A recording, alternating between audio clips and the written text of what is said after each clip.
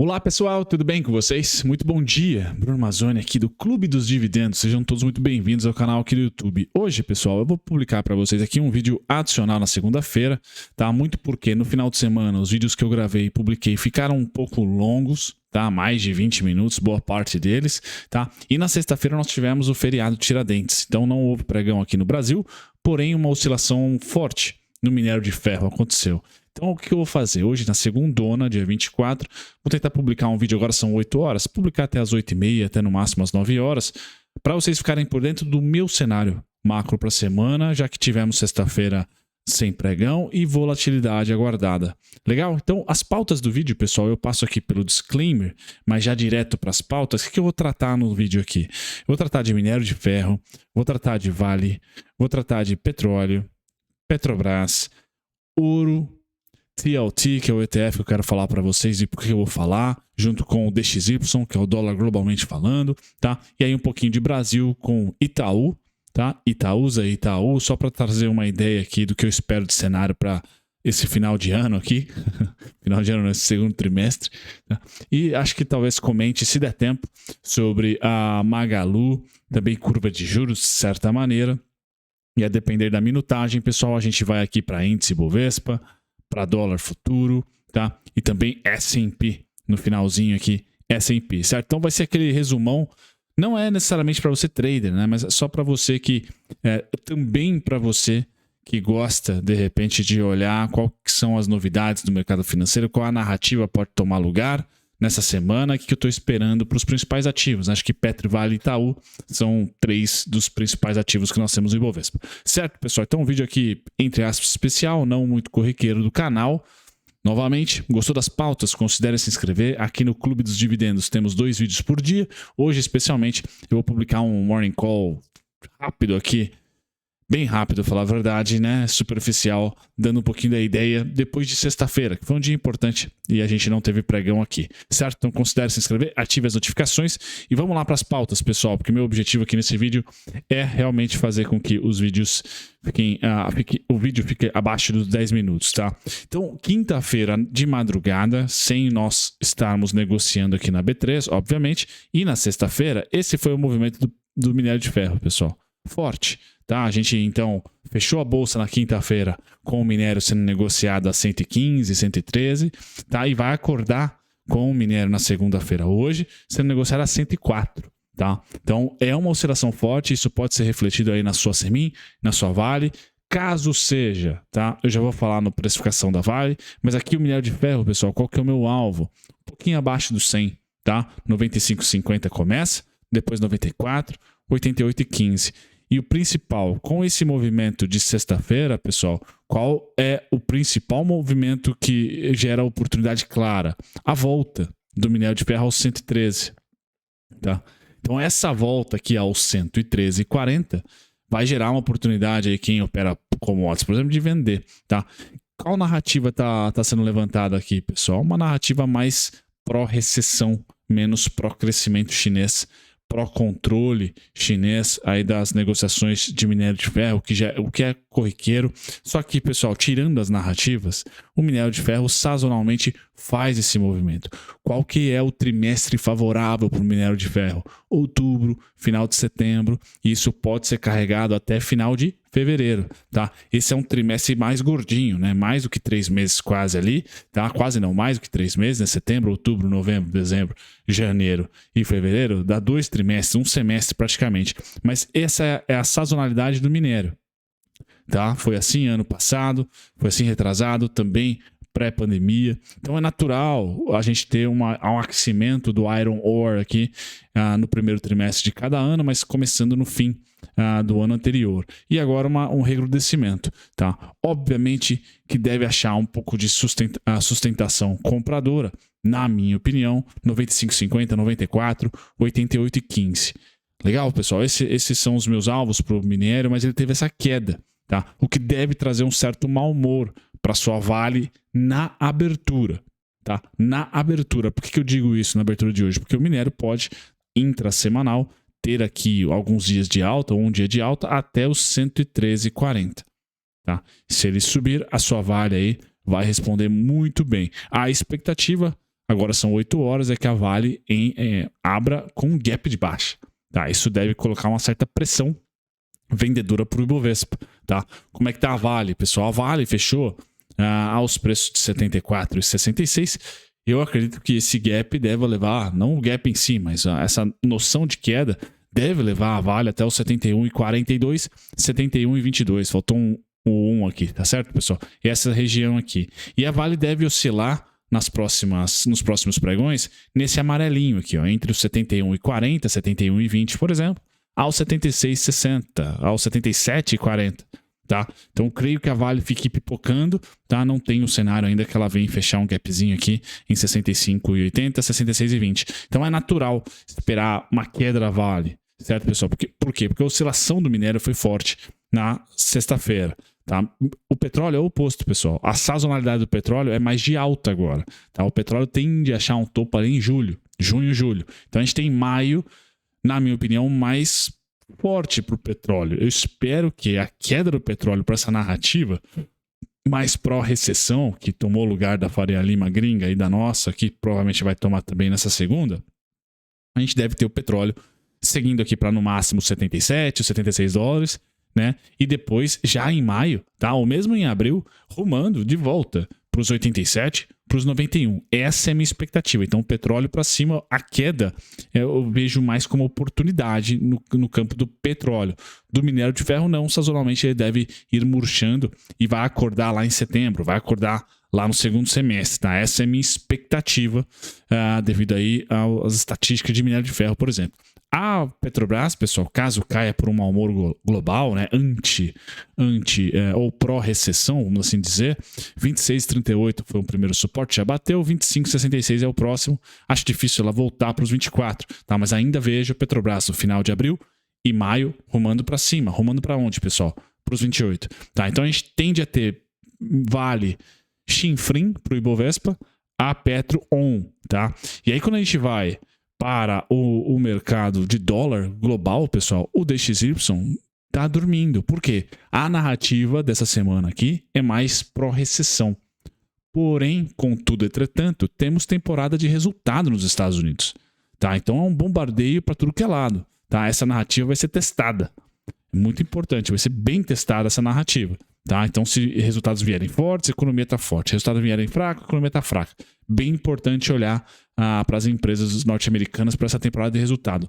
Dólar fraco, em tese, pessoal, colocaria commodities para cima, mas não é o caso. Tá? Por quê? O dólar está fraco por causa da eminente recessão que os agentes de mercado estão precificando no mercado americano. Tá? Então, recessão chama quem? Ouro. Recessão chama ouro. Tá? Então, olhar para o ouro em máximas históricas, pessoal, a gente tende a ter durante esse período de resultados corporativos, o ouro balançando, não andando muito, mas uma empresa vai bem, outra empresa vai mal, aí fica essa narrativa, pô, é recessão agora, recessão depois, curva de juros para cima ou para baixo. Então, o ouro vai ficar um pouco volátil. Mas a tendência dele ser um trade para o ano, né? Continuar sendo o refúgio de segurança. O dólar perde o refúgio de segurança nesse estágio de possível recessão. Depois ele volta, tá? Mas nesse estágio atual, o ouro é quem está sendo o cara mais beneficiado, vamos assim dizer, com esse risco recessão. Quem está me escutando e acha que vai ter recessão, Ouro Futebol Clube continua sendo o seu grande... a sua grande proteção, não vai te deixar milionário, mas é uma proteção, tá?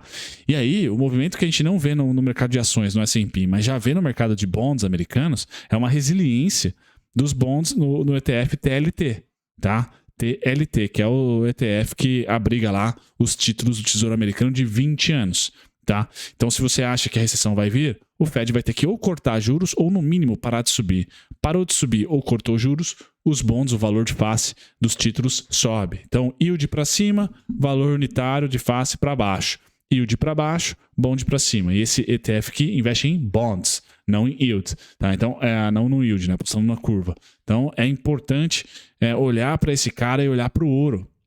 E cada vez menos olhar para um S&P, tá? E olhar para o dólar. Acho que esse seria o trade da segurança do segundo trimestre nesse ciclo de possível recessão, mas com certeza de narrativa de recessão, tá? Então vejo TLT e ouro ainda sendo ali o TLT em um estágio menor. O ouro já foi muito mais por causa até do fluxo de bancos centrais comprando ouro, meio que a par de recessão ou não, a par de dólar ou não, tá? O TLT não, esse está mais conectado com o yield, tá? Americano, né? O yield de 10 anos e também com a força ou não do dolinha. Beleza, pessoal? Então, dólar fraco, recessão, bonds tentando virar o jogo. Eu tenho alvo ali em 109 e 113, tá? Para cima e para baixo, 102 e 32, 103 e 14 e 98 e 3, tá? Esse é um trade também interessante de proteção, porque eu não olho para o S&P, por exemplo, depois de toda a alta da última década e vejo ele atraente. Eu vejo o S&P entrando no Ibovespa de 2011 a 2015, lateralizando, tá? E essa magnitude que eu vejo para o S&P, uma lateralização até que se resolva ali, se contenha, né, uma inflação e que se venha ou não essa tal recessão que tanto se aguarda. Então o S&P com a temporada de resultados, pessoal, falando dele, tá? Eu tenho o suportaço aqui em 4.134, tocou 2 vezes, hoje está querendo ir para cima, aonde é o alvo aqui 4.223, tá? Não tem o cenário para 4.400 ainda, tá? Com a narrativa dessa semana aqui. Então, como a temporada de resultado pode trazer frissons, tomem cuidado. O rompimento da máxima rumo aos 4.223, pessoal, pode ser o prato perfeito, né? O rompimento dessas máximas aqui, ó. Pode ser o prato perfeito para os ursos darem uma patada, estopar todo mundo que entrou nesse rompimento aqui. Então, eu não estaria muito otimista com esse tal rompimento. Muita volatilidade aqui no S&P, pessoal.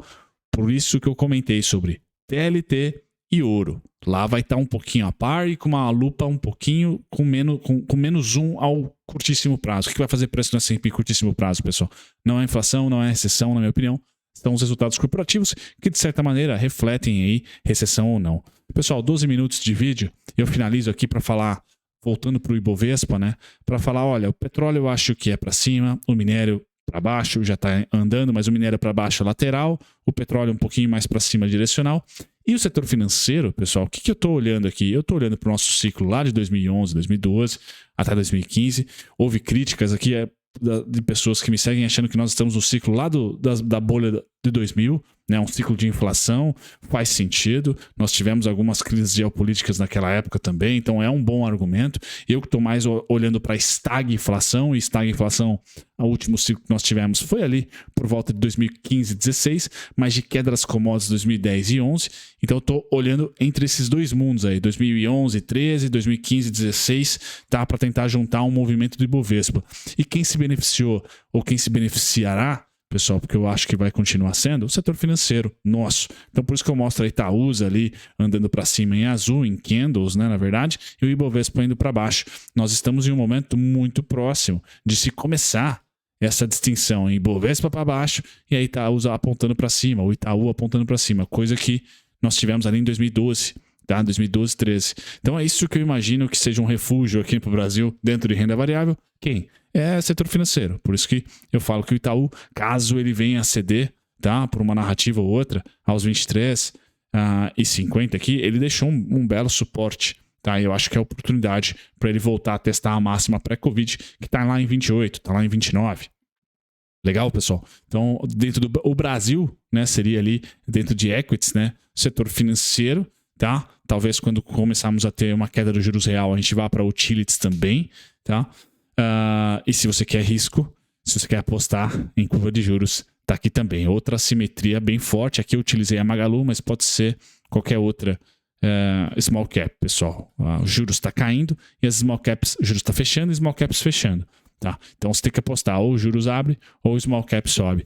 Aqui está a grande porrada aí, pode ser uma construtora, uma varejista ou uma outra small cap qualquer. Tá? Eu vou postar um vídeo dizendo, e vou deixar aqui nos cards para vocês, falando de small caps lucrativas do setor de vestuário, varejo, calçados, tá? Que eu sei que vocês gostam. Vou apontar 3. Eu vou deixar nos cards para vocês esse vídeo aqui, inclusive junto com o e-book, com o relatório, tá? Índice Bovespa, infelizmente 14 minutos, pessoal. Bom, índice Bovespa, eu tenho as regiões de interesse, pessoal, entre 102,915 a 111,280. Região travada. A gente já está repetindo, né, rimando com a história de 2010, 2011 nos preços, tá? Só no macro que a gente tem um pouquinho de 2010, um pouquinho de 2017 no dólar, e tá um pouco bagunçado. Mas o nosso índice Bovespa, no frigir dos ovos, pessoal, eu estou mais comprador do que vendedor, tá? Por essa fraqueza do dólar e por esse declínio tão rápido do minério de ferro, ele pode respirar. Se o minério de ferro respirar tecnicamente, o petróleo ele vai subir sazonalmente, o que é mais forte do que tecnicamente, do que um gráfico. Então, acho que o petróleo não vai atrapalhar, bancos não vai atrapalhar, nem tão pouco em maio, porque a provisão já foi feita no quarto tri da Americanas, por exemplo. E aí, a gente vai ficar torcendo para a China reportar dados fortes e esse minério dar uma segurada, tá? Segurando, a gente performa, a gente muito provavelmente deve ver o índice aí de volta aos 111,250, não digo em abril, porque já estamos no final, mas muito próximo aí de maio. Legal? Então, essa é a minha expectativa. Veio para baixo do 102, pessoal. Aí eu só vou ter aqui a festa dos 100 pontos de novo. Nos 95,855 é o único ponto. Deixa eu ver. Não, acho que os 96,970 não bateu ainda, tá? Me perdoem se já bateu. 95,855 e depois 87,620, 89,905. Então, eu tenho muito parametrizado aqui o índice Bovespa, que eu falei bastante essa semana durante os vídeos específicos, tá? Qual que é a parte ruim, pessoal? O índice Bovespa está no meio do caminho, tá? Das duas regiões mais próximas de interesse. 111, 110,400, 111,55, 111,250, 111,280. Aí depois eu tenho 113,220 ali, tá? Então são as melhores regiões para vender. O 110,400 bateu e caiu, tá? Agora é só no 103,790, 102,915, boas compras. Para scalping, para day trade, tá? Aí sim, eu já vejo a região atual ali como interesse, só o macro não está ajudando muito, porque o minério despenca, tá? E o petróleo também despenca.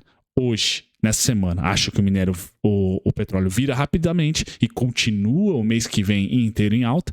O minério a gente vai ter ali alguns dias de alta técnicos, então a gente vai ter que aproveitar essa sinergia aí. Nosso dólar, pessoal, não acho que o Roberto Campos vai mudar os juros em maio, então eu continuo achando que o dólar voltou aqui à região de venda no 50,87, tá? Então é difícil imaginar dólar comprador aqui. Como eu falei, a segurança do segundo trimestre para mim continua. O ouro só pode ganhar os bonds, tá? Que os bonds estão lá na lateralização, né? Aquele TLT, tá? Que eu mostrei para vocês, não tá ali muito bacana, tá? Ainda uma tendência que a gente pode dizer de queda. Tá. Então, no segundo tri, se a narrativa de fato, se os resultados corporativos não ajudarem, por exemplo, tá? A narrativa vai ser recessão, pessoal. E aí é ouro, tá? E bonds. Por que bonds? Porque os juros tendem a cair, tá? A curva de juros tende a fechar, porque o mercado vai falar, Powell, olha, você pode ser todo malvadão aí, mas a economia não tá aguentando mais não. Certo, pessoal? Então, fecho o vídeo para vocês. Infelizmente, ficou quase com 20 minutos de novo. Mas prometo, esse foi o último vídeo aqui para tentar atualizar vocês do que aconteceu nessa sexta para cá, de sexta para cá, e qual que é a minha ótica macro para essa semana e para o mês de abril. Um abração. Tchau, tchau.